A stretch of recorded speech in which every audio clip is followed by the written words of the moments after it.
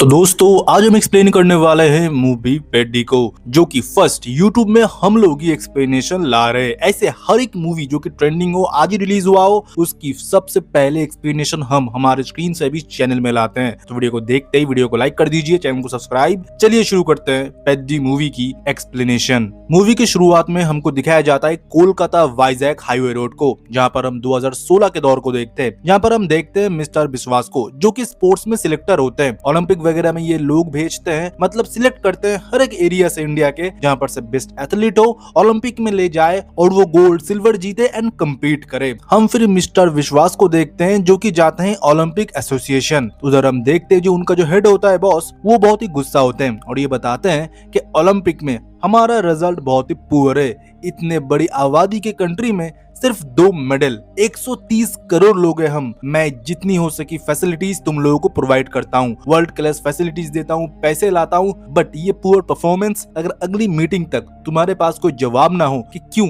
हम लोग इतने पीछे हैं और हम कैसे इसको ब्रेक थ्रू करें, तो मैं पूरा एसोसिएशन को बंद कर दूंगा और जो सारा पैसा है जो कि फेडरेशन की तरफ से आता है वो सब कुछ मैं रोक दूंगा और सरकार को दे दूंगा कि वो आगे जाके वो डिफेंस और इंफ्रा पे वो इन्वेस्ट करे, क्योंकि खेल कूद में तो हम बहुत ही पीछे हैं। इस रूम में जितने भी लोग हैं ना, वो खुद खेलते हैं ना अपने परिवारों में से किसी को खिलाते हैं। एक का बेटा एमबीबीएस है, एक का बेटा विदेश में पढ़ता है, एक का आईआईटी में पढ़ता है। कौन खेलना चाहते हैं? ना तुम खुद चाहते हो ना अपने बेटे को बनाना चाहते हो। तो हमारा देश कैसे बदलेगा? और वही तुम लोग ही सिलेक्ट करते हो बेस्ट प्लेयर को, तो कौन जाके ओलंपिक में मेडल लाएगा? फिर हम देखते हैं कि एक अल्टीमेटम मिल जाता है। मिस्टर विश्वास जब रास्ते से जा रहे होते हैं, वो मनी मन सोचते हैं कि कैसे ऐसे बेस्ट एथलीट वो ले आए। तब वो देखते हैं कि गोदावरी में कोई एक आदमी ऊपर ब्रिज से कूद जा रहा है। वो बताते हैं ना कोई सेफ्टी है ना कुछ हो, ऐसे इंडिया में कैसे लोग मेडल लाएंगे। एक स्कूटर में 4 बच्चे लेके अपने बीवी के साथ बैठे हुए हो, जिनको ये तक की पता नहीं कि कितने बच्चे करने चाहिए, कितना सेफ्टी जरूरी है, तो उस देश का क्या हो सकता है। वो मनी मन खुद को कोसते हैं। फिर वो देखते हैं एक बस भर के कुछ लड़के जो है चीख रहे थे क्योंकि सामने क्रिकेट का मैच चल रहा था।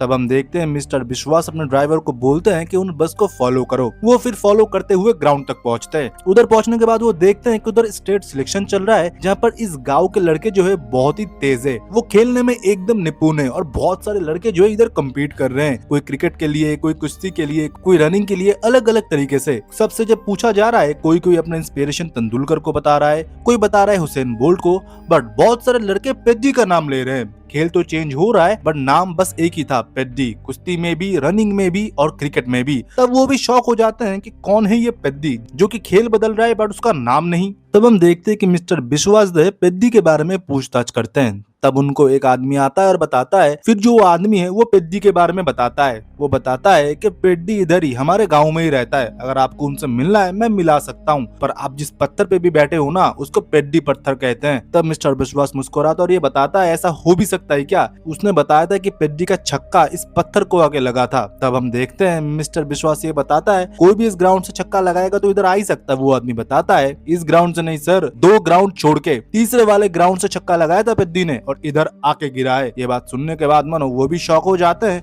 और मिलने के लिए तैयार हो जाते हैं पेड्डी से। पर पेड्डी से मिलने के लिए उधर ना कोई गाड़ी जाएगा ना कोई ट्रेन जाएगा, उनको चल के जाना पड़ेगा, वो भी जंगल के ओर से। वो पहाड़ी के उस पार गांव में रहते हैं। तो हम देखते हैं उस आदमी के साथ मिस्टर विश्वास का जो है जर्नी शुरू होता है, क्योंकि उनको भी पेड्डी से मिलना था कि कौन है ये एथलीट जिसका नाम हर एक एथलीट के मुंह में है। फिर हम देखते हैं कि वो आदमी पेड्डी के बारे में बताना शुरू करता है, अर्ली 1990s। तब हम देखते हैं कि रामपू जी, जिसका रोल निभाया है दिपेंदु ने, वो विजयनगर शहर में रहता है और उसका भी राइवलरी है विजयनगर में, जो कि क्रिकेट खेलता है और क्रिकेट का मास्टर माना जाता है इधर पेड्डी को, जो कि एक पहाड़ी मजदूर है, जिसका गांव तो है पर गांव का कोई नाम नहीं है। मजदूरी करने के लिए ये विजयनगर में आता है। ये लोग बोली लगाते हैं, कौन पेड्डी को लेगा, जहाँ पर से 601 रुपए बोली लगता है। दिव्येंदु हर एक 100 के ऊपर 1 रुपए लगाता है ज्यादा पेड्डी के लिए। तो पेड्डी हम देखते हैं कि रामपू जी ले लेता है। दूसरी जगह हम पेड्डी को देखते हैं, पेड्डी कहाँ पर होता है? वो होता है गुड़ के कारखाने में, क्योंकि उसके हाथ का गुड़ बहुत ही अच्छा बनता है, जो कि कोलकाता में हर एक ठेकेदार को चाहिए। तो उधर गुड़ के कारखाना में काम निपटाने के बाद पेड्डी सीधा आ जाता है ग्राउंड पे,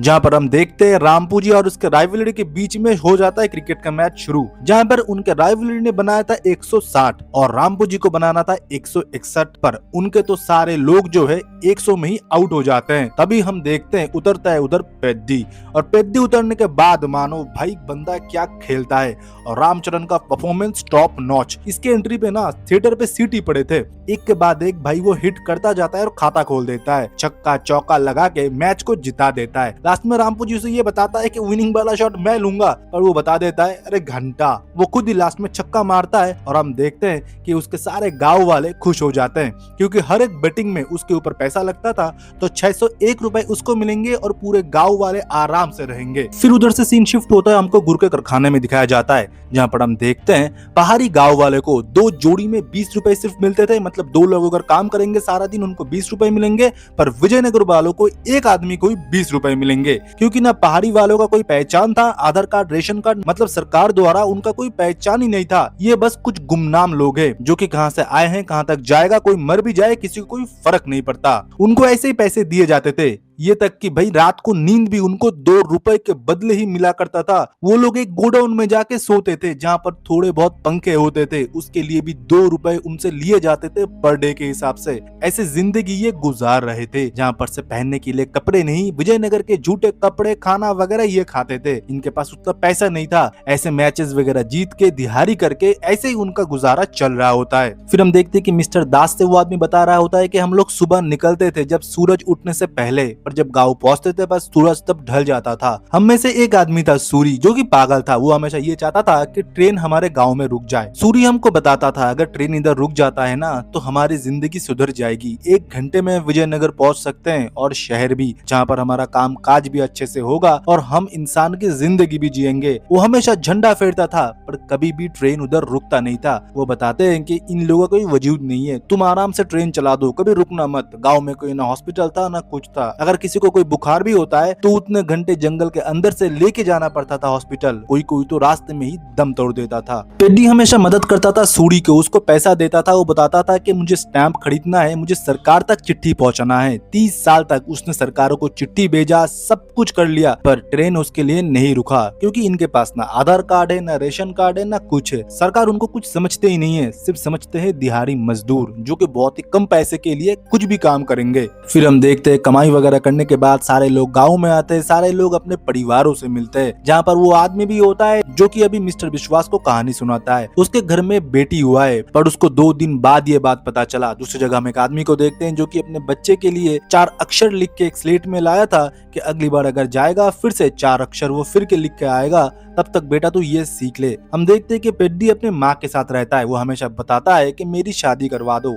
अभी अकेला नहीं रह सकता माँ मैं। फिर हम देखते हैं अज्जी अम्मा की एंट्री होती है, जो कि और कोई नहीं जानवी कपूर इस रोल को निभा रही होती है। उसके फादर जो है मंत्री बनना चाहते हैं, पिछले 20-30 सालों से वो हर एक इलेक्शन हार रहे हैं रामपून जी के मामा के खिलाफ। इस बार हम देखते हैं कि अज्जी अम्मा खुद की खेत जला लेता है और ये बताता है कि हमको इससे सिंपैथी मिलेगा और 16 गांव हमको वोट देगा और हमारा फादर जो है ना जीत जाएगा। ये बहुत ही चंड दिमाग की होती है, दिखने में बहुत ही सुंदर। ऊपर से अगले दिन जब प्रचार वगैरह कर रही थी अपनी बाबा की, तभी इस चिकड़ी के ऊपर नजर पड़ती है पेड्डी की। पेड्डी देख के तो मानो फिदा हो जाता है, वो बस फिगर ही देखता रहता है, शक्ल तक तो बंदा पहुंचता नहीं, क्योंकि फिगर ही इतना कातिलाना था, फिगर में ही बंदा अटक जाता है। उस दिन हम देखते हैं कि सुबह तो अज्जी अम्मा ने अच्छे से प्रचार किया और रात में दारू की बोतल और पैसा वगैरह मटन वगैरह खिला रहे थे कुछ गाँव वालों को कि भाई उनके तरफ ही वोट रहे, और जो औरतें हैं उनको साड़ी वगैरह गहने वगैरह कुछ दे रहे थे। तब उस मौका देख कर पेड्डी और उसके 2-3 दोस्त उधर घुस जाते हैं। पेड्डी अज्जी अम्मा से मिलने के लिए चला जाता है छुप के छुपा के। अज्जी अम्मा जब रूम के अंदर होता है तब पेड्डी के दोस्त डर जाते हैं कि इसको पकड़ेंगे तो पीट पीट के मार डालेंगे। तब उसके दोस्त जो है लाइट बुझा देते हैं। पेड्डी मौका देखते ही उसके आगे जाते हैं और अज्जी अम्मा जब डर के खड़ी होती है, दोनों में किस हो जाता है। लाइट आने से पहले पेड्डी उधर से भाग जाता है। अज्जी अम्मा के फ्रेंड्स उसे बताते हैं कि ये खबर अगर बाहर आ जाता है तो तुम्हारी बदनामी होगी, तो इलेक्शन तक तुम चुप रहो। फिर उसको ढूंढ के पीटेंगे, कौन है ऐसा जो अज्जी अम्मा को किस करके चला गया। फिर हम देखते हैं कि इलेक्शन पास आ रहा था। अज्जी अम्मा की पॉपुलैरिटी देख के रामपुर जी को गुस्सा आता है। वो ये सोचता है कि आज स्टेज में उसका बदनामी करेगा, तो अपने आदमियों को भेजता है और हम देखते हैं फूल देने के नाम से वो ऊपर जाता है और चाकू लेके सलवार काट देता है। अज्जी अम्मा की सलवार जब नीचे आने ही वाला था, उधर पेद्दी भी मौजूद था।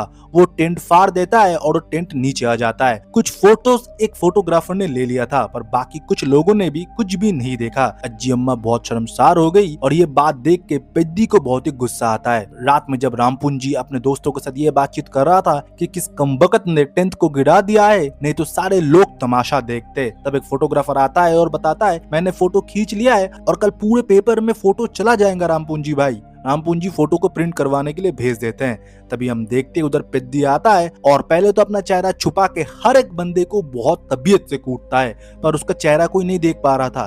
तभी हम देखते हैं वो लोग ऊपर पैम्फलेट जला देते हैं और उसका शक्ल देख लेते हैं। तब रामपुन जी बोलता है तू पहाड़ी मजदूर हमसे टकराना चला है। वो बताता है कि अज्जी अम्मा की तरफ किसी ने आंख उठा के भी देखा, उसको मैं जिंदा नहीं छोड़ूंगा, और तेरे भाई ने उसका सलवार काटा है तो उसको नंगा गांव में मैं घुमाऊंगा। वही होता है, पेद्दी उन लोगों को बहुत पीटता है और उसके भाई को बिना कपड़े के गांव के पेड़ से बांध देता है। सारे लोग तमाशा देखते हैं और इसका बदला रामपुन जी जरूर लेगा। फिर इधर से सीन शिफ्ट होता है और हमको दंगल दिखाया जाता है, जहाँ पर हम कुश्ती का मंच देखते हैं और हम हिंद केसरी को देखते हैं जिनको एक खिताब मिला है। वो बहुत ही प्रशिक्षित कुश्ती खेलदार है। हम देखते हैं हिंद केसरी गौर नावडू जी का एक सबसे बेहतरीन खेलदार भद्रा होता है, जो कि रूल को नहीं मानता। हमेशा वो एग्रेसिवली खेलता है दंगल को और हर किसी को धोखे से हराता है। लोगों की ताली और प्राइज तो उसे मिलता है, पर इस बात से गौर नायडू बिल्कुल खुश नहीं था। वो बोलता है खेल में हार जीत तो लगा रहेगा, पर खेल हमेशा जिंदा रहना चाहिए। फिर हम देखते हैं कि उधर से सीन शिफ्ट होता है और हमको दिखाया जाता है फिर से ग्राउंड में,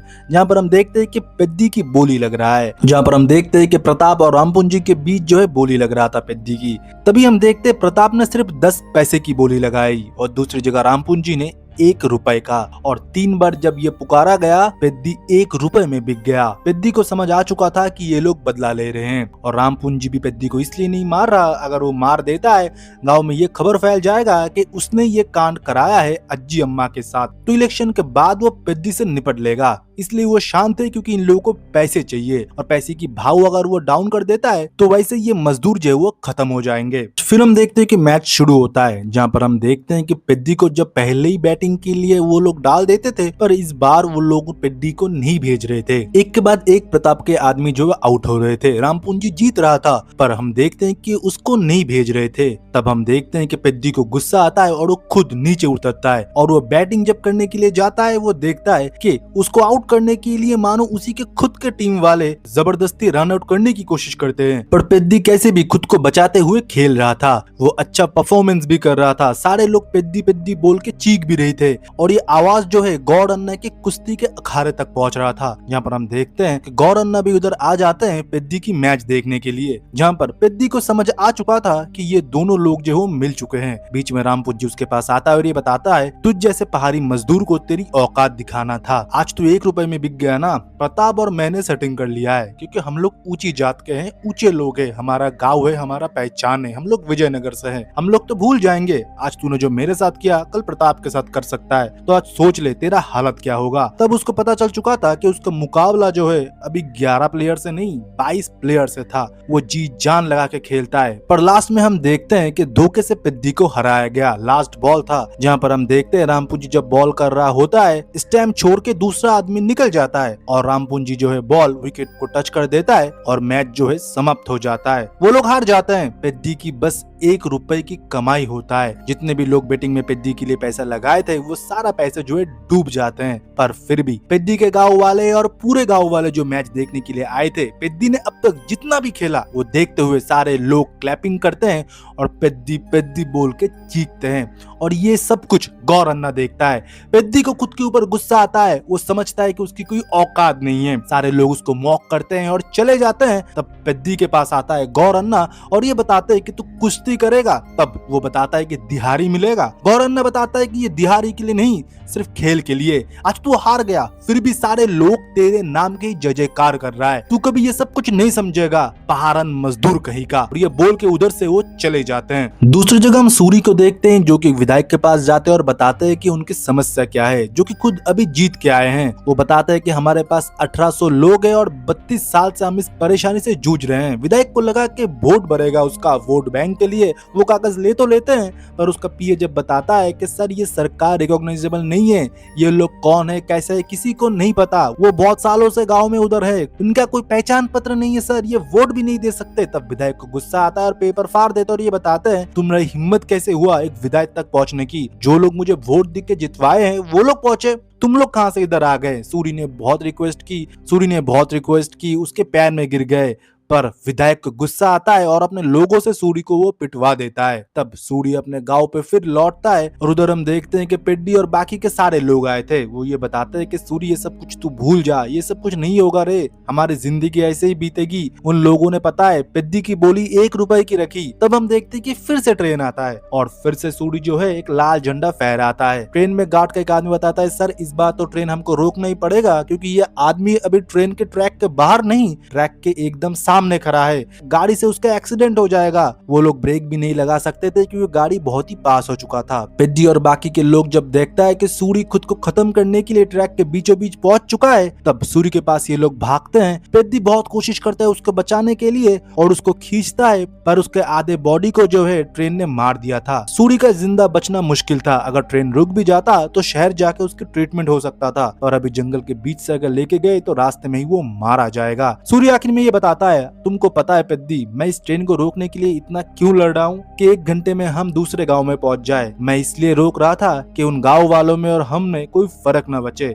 हमारे बच्चे और उनके बच्चे में कोई फर्क न बचे, हमको रोजगार मिले, हमारा जिंदगी सुधरे और हमको एक पहचान मिले, हमारा भी एक स्टेशन का नाम हो, हमारे गांव के नाम से लोग हमको पहचाने। सूरी जाते वक्त ये बताता है मरना आसान है, जीना सबसे मुश्किल है, पहाड़न मजदूर बनके। यही बस सूरी के आखिरी शब्द थे। वो इन सब को छोड़ के चला गया था। पेड्डी और बाकी को बहुत ही गुस्सा आता है, वो ट्रेन ट्रैक को उखाड़ लेते हैं और उधर केरोसिन डाल के आग जला देते हैं। ये सब जब सरकार को पता चलता है, पुलिस इन सारे गांव वालों को उठा लेते हैं जिन्होंने भी ये काम किया था, उनको बहुत पीटते हैं, पीटते पीटते इनके खून निकल देते हैं और सूरी के लाश को ये लोग लावारिस बताते हैं, क्योंकि इनका ना कोई डॉक्यूमेंट है ना कुछ है। एक आदमी बताता है कि हमारा गांव वाला है, वो पुलिस ऑफिसर बताता है तेरे साथ इसका रिश्ता क्या है, ये बता दे, तेरा भाई लगता है, तेरा क्या लगता है, पेपर तो होगा ना, अगर पेपर नहीं है तुम लोग कैसे ट्रेन को रोक सकते हो, कोई अथॉरिटी होता है, सेंट्रल गवर्नमेंट बताएगा कि कहां पर स्टेशन है कहां पर नहीं है, तुम लोग खुद को क्या समझते हो, और उनको मारता जाता है। पेड्डी फिर बताता है 32 साल से ये घूम रहा है पेपर लेके, किसी ने भी इसकी बात नहीं सुनी। ठीक है सर, हम सब कुछ भूल जाएंगे, बट इसकी बॉडी हमको ले जाने के लिए दो, हमारे गाँव में इसको हम जलाएंगे, इसके अंतिम संस्कार करेंगे। पर ये तक भी पुलिस ऑफिसर ने नहीं होने दिया। वो बताता है कि ये लाश जो है लावारिस है, मैं तुम्हारे साथ नहीं ले जाने दे सकता। पर पेड्डी कोशिश करता है कि सूरी के लाश को वो अपने गांव में ले जाए। पुलिस ऑफिसर उसको बहुत पीटते हैं। आखिर में पुलिस ऑफिसर्स उसके गांव वालों को टॉर्चर करते और ये बताते हैं अगर इसके लाश को तुमने नहीं दिया तो इन सबकी भी लाश बिछेगी। आखिर में पेड्डी को बात मानना पड़ता है। वो समझ चुका था कि उसका कोई पहचान नहीं है, तो पहचान बनाने के लिए वो सीधा पहुंचता है गौर अन्ना के कुश्ती के अखाड़े में। उधर जाके वो गौर अन्ना को ये बताता है मैं कुश्ती सीखना चाहता हूँ। गौर अन्ना बताता है कि इधर कोई मजदूरी नहीं मिलेगा। तब पेड्डी बताता है मुझे मजदूरी नहीं चाहिए, मुझे बस नाम चाहिए, पहचान चाहिए, जो कि मैं मेरे पूरे गांव को देना चाहता हूँ। भद्रा और बाकी को जो कुश्ती बीत थे वो पेड्डी से नाराज थे, क्योंकि ना इस गांव का है ना इसका कोई पहचान है। फिर भी गौर अन्ना ने इसके अंदर क्या देख लिया मालूम नहीं। पेड्डी उधर काम करता रहा। गौर अन्ना ने उसे अखाड़े में नहीं आने दिया। उसको बोलते थे कि एक जगह से बोरिया दूसरी जगह रखो, कुएं से पानी उठाओ और कुश्ती के अखाड़े में मिट्टी काटने वाला काम, उसे हमेशा यही काम दिया जाता था। गौर अन्ना के पास जब भी वो कुश्ती बोलने के लिए जाता था वो बताता था तुझे रहना है तो रह, नहीं तो तू जा सकता है, पर वो डटा रहा। उधर वो सब कुछ सीखता गया।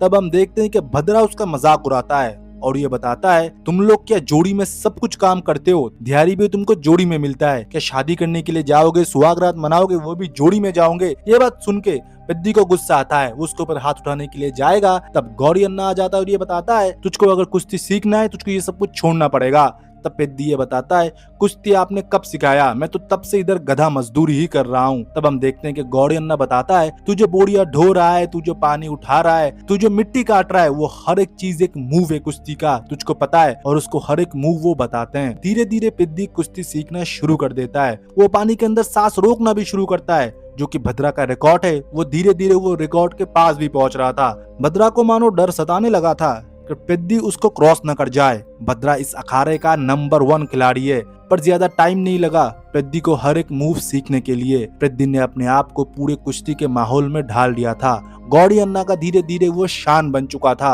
अब हम देखते हैं कि कुश्ती का मुकाबला होता है, जहां पर भद्रा को ना भेज के गौरी अन्ना भेजते हैं पेद्दी को, और उधर पेद्दी जाता है। पेद्दी जाने के बाद पेद्दी के ऊपर वो लोग हंसते हैं और ये बताते हैं, भद्रा से हारने के बाद हम खुद को ये मानते थे कि एक अच्छे रेसलर से हम हारे हैं, पर इस पहाड़न से हारने के बाद खुद के ऊपर थूकने जैसा काम होगा। तब पेद्दी बताता है, सिर्फ बातों से नहीं, हाथों से भी काम करके दिखा। अपने 2 बेहतरीन कुश्तीबीद को तू भेज, उन दोनों को मैं हराऊंगा। और पेद्दी की इस बात पे गौरी अन्ना ताली देता है। फिर हम देखते हैं दोनों आते हैं पेद्दी को रोकने के लिए, पर वो ज्यादा टाइम तक पेद्दी को रोक नहीं पाते। पेद्दी को साबित करना था कि उसका भी एक पहचान है, उसके गांव का भी एक पहचान है। वो 1800 लोगों के लिए 32 परिवारों के लिए खेल रहा था, तो वो कैसे हार जाता? उन दोनों को ही पेद्दी ने अकेला धूल चटाया। और ये सब कुछ देख के गौरी अन्ना का सीना जो है फूल जाता है। सारे लोग पेद्दी पेद्दी नाम चीख रहे थे। उनको फिर लगने लगा कि उनका खेल जो है वो जिंदा हो गया फिर से। फिर उस दिन रात को हम देखते हैं कि अज्जी अम्मा जो है पेद्दी से मिलने के लिए आते हैं, छुपते छुपाते। पेद्दी से आके वो बताते हैं, तुझको मुझे थैंक यू बोलना था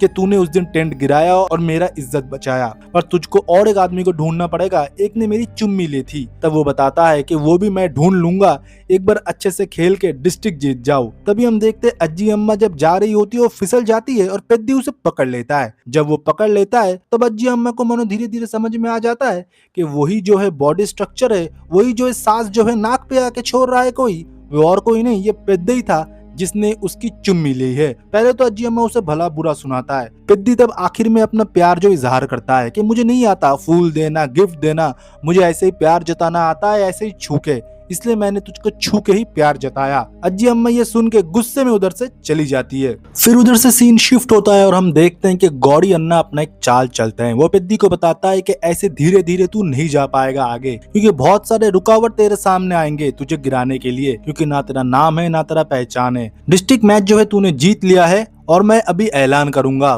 पूरे इंडिया में जो भी कुश्ती के अखाड़े है, कोई भी अगर हो कि पेद्दी को कुश्ती में हरा पाए तो उसको मैं मेरा जीता हुआ करा दे दूंगा। ये कड़े का भी एक हिस्ट्री है। सिसोदिया जिसका रोल निभा रहा है रवि किशन, उसके पुश्तानी फैमिली में ये कड़ा हुआ करता था, जो कि पुराने जमाने में अगर अखाड़े में कोई जीतता है उसको पहनाया जाता था। तो परिवार के विरासत में सिसोदिया को वो कड़ा मिला था जो कि कुश्ती में जीता हुआ था। तब हम देखते हैं कि गौरी अन्ना के साथ सिसोदिया का एक कुश्ती कंपटीशन होता है, जहाँ पर सिसोदिया को गौरी अन्ना हरा देता है और सिसोदिया खुद के पैर के कड़ा को खुद झुक के गौरी अन्ना के पैर में पहना देता है। तब से मानो गौरी अन्ना को नीचा दिखाने के लिए हमेशा कंपटीशन में वो बेहतरीन कुश्तीबीद को भेजा करता था। तो इस बार सिसोदिया को जब पता चला कोई ऐसा है जो कि गौरी अन्ना उसके ऊपर बहुत गर्व करते हैं, ललकारते हैं, तो खुद ही पेद्दी का नाम नेशनल में वो रिकमेंड करते हैं और पेद्दी का लेटर भी आ जाता है। वो नेशनल कंपटीशन में जाके पेद्दी को और गौरी अन्ना को ये बताता है, जो बदनामी तूने गाँव के भीतर मेरा किया था, वो बदनामी मैं पूरे इंडिया में तेरा करना चाहता हूँ कि सारे लोग तुझको देखे। फिर हम देखते हैं कि पेद्दी नेशनल में तो पहुंच चुका था और उसका तब मुकाबला शुरू हो जाता है। पेद्दी एक एक करके सबको हरा रहा था, सिसोदिया का कुश्तीबीद भी पेद्दी को देखते प्रैक्टिस करते हुए, जहाँ पर हम देखते हैं कि भद्रा उसके पास जाता है और ये बताता है, पेद्दी तू आज बहुत आगे बढ़ चुका है, थोड़ी दिन बाद तू अगर नेशनल जीत जाता है तेरा हर जगह जय जयकार होगा, पर मैं ये नहीं देखना चाहता। वो पेद्दी को गले लगाने के नाम पे उसके पैर में वार करता है और पैर में चोट दे के उधर से वो भाग जाता है। और ये सारा इन्फॉर्मेशन जाके वो सिसोदिया को बता देता है कि उसके पैर में अगर वार करते हो तभी तुम लोग जीत पाओगे, नहीं तो तुम लोग नहीं जीत पाओगे। सिसोदिया का जो कुश्तीबीद वही करता है अगले दिन, जब वो हारने वाला होता है वो पेद्दी के पैर में वार करता है, जो कि जानलेवा होता है। पर पेद्दी ऐसे नहीं रुकता, वो अपने पैर की फिक्र ना करते हुए लास्ट में एक ऐसा मूव लगाता है जिससे पेद्दी को 4 पॉइंट मिलते हैं और वो कुश्ती जीत जाता है और सेमीफाइनल से फाइनल तक पहुंच जाता है। पर फिर वो थोड़ी देर तक खड़ा रहा, फिर वो नीचे गिर जाता है। हॉस्पिटल में जाके डॉक्टर उसको बता देते हैं कि एक खास नस जो है तुम्हारे राइट पैर के वो खराब हो चुका है और तुमको रिकवरी होने में बहुत सालों लगेंगे और तुम्हारी ट्रीटमेंट चलेगा और तुम तुमको अभी कुश्ती नहीं लड़ना है। पेद्दी रोता है, बिलखता है और बताता है अगर मुझे खेल से दूर कर दिया मेरे गाँव वालों को कैसे पता चलेगा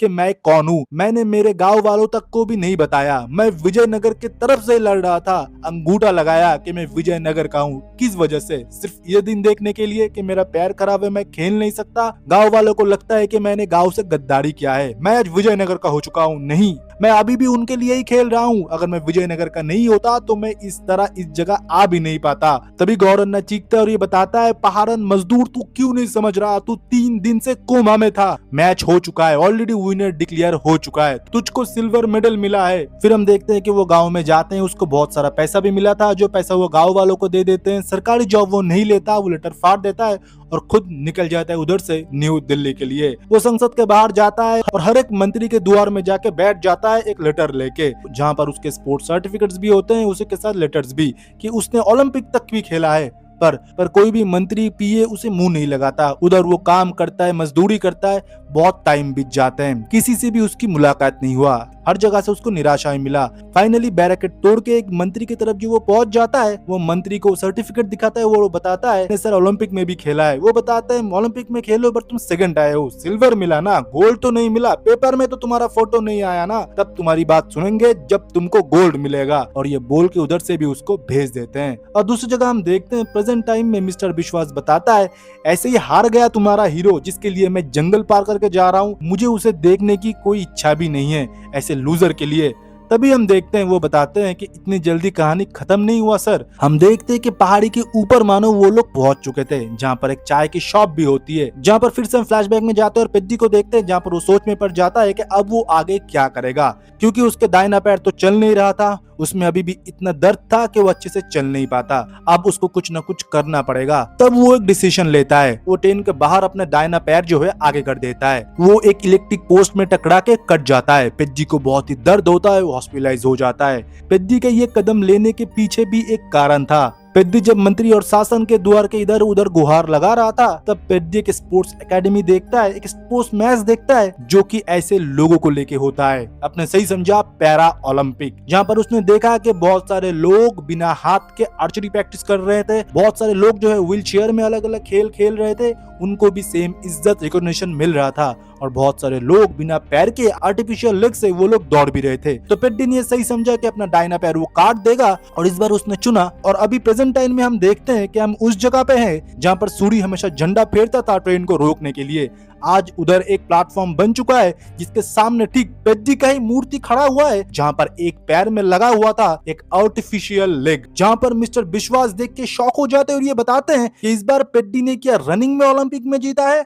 तब हम देखते हैं वो आदमी बताता है सर सब लोग बता रहे थे ना कि उनका फेवरेट खिलाड़ी जो है पेद्दी है, आज मैं बताता हूँ मेरा और पूरे गांव का फेवरेट खिलाड़ी जो है वो पेद्दी है। उसने कंपटीशन में फर्स्ट आने के लिए अपने पैर को ही बलिदान दे दिया, आर्टिफिशियल लेग से उसने दौड़ा और सर पैरा ओलंपिक में उसने जीत हासिल की। जीत हासिल करने के बाद उसने मेडल नहीं लिया, उसने माइक मांगा, और माइक मांगने के बाद हम देखते हैं पेद्दी ये बोलता है कि सर मैं इंडियन नहीं हूँ। तब हम देखते हैं कि स्पोर्ट्स एकेडमी के लोग बताते हैं तुम तो इंडियन हो, तब फेडरेशन के लोग बताते हैं तुम आंध्र प्रदेश के विजयनगर से हो। तब पेद्दी बताता है कि मुझे खेलने के लिए विजयनगर से खेलना पड़ा, असलियत में मैं पहाड़न गांव से हूं सर। और आपको पता है हमारे तरह कितने गांव है पूरे इंडिया में? 1800 गांव है सर, जिनका ना कोई आधार कार्ड है, रेशन कार्ड है, ना कोई परिचय पत्र है। हम मरे या जिए सरकार को कोई फर्क नहीं पड़ता, हम एक लावारिश लाश है बस। जनसंख्या के लिए भी सर हम काम में नहीं आते। प्लीज मैं चाहता हूँ कि हमारा भी नाम हो। सिर्फ मैं इतने दूर तक इसीलिए नहीं आया कि मुझे चैंपियन बोल के लोग पहचाने, मैं इसलिए आया हूँ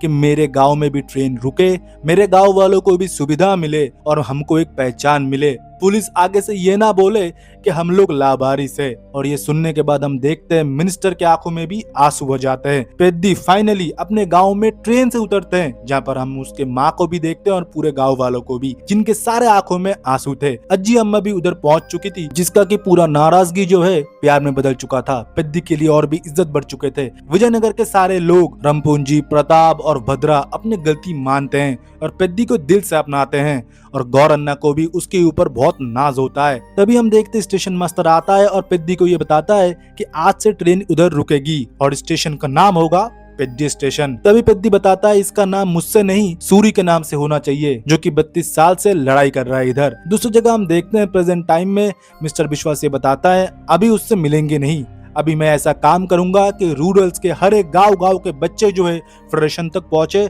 और हर एक जगह वो ऐसे खेले कि पूरा देश का नाम आगे हो। ऐसे गांव में मैं टैलेंट को ढूंढ के निकालूंगा। तभी हम देखते हैं कि उस स्टेशन पे अनाउंस होता है ट्रेन आता है। तभी मिस्टर विश्वास उसे ये बताते हैं इधर तो ट्रेन आता है, तो तुमने मुझे झूठ क्यों बोला कि इधर ट्रेन नहीं आता। तब वो बताते हैं अगर मैं आपको जंगल से नहीं लाता इधर तो आप कभी भी हमारी परेशानी नहीं समझ पाते। तभी हम देखते हैं कि मिस्टर विश्वास मुस्कुराते हैं और उधर से चले जाते हैं। फेडरेशन अभी गांव में जाएगा और टैलेंट को ढूंढ के निकालेगा और स्पोर्ट्स में हमारे इंडिया को आगे करेगा। और इसी के साथ पेद्दी मूवी की एक्सप्लेनेशन खत्म होता है। YouTube पे पूरे इंटरनेट पे सबसे पहले एक्सप्लेनेशन हमने डाला है। प्लीज वीडियो को लाइक करे, चैनल को सब्सक्राइब करे, अच्छा सा कमेंट छोड़ दे। इसी के साथ made in India A Titan story, इसकी भी पूरी सीरीज के एक्सप्लेनेशन फर्स्ट YouTube में हमने डाला है हमारे सेकंड चैनल पे।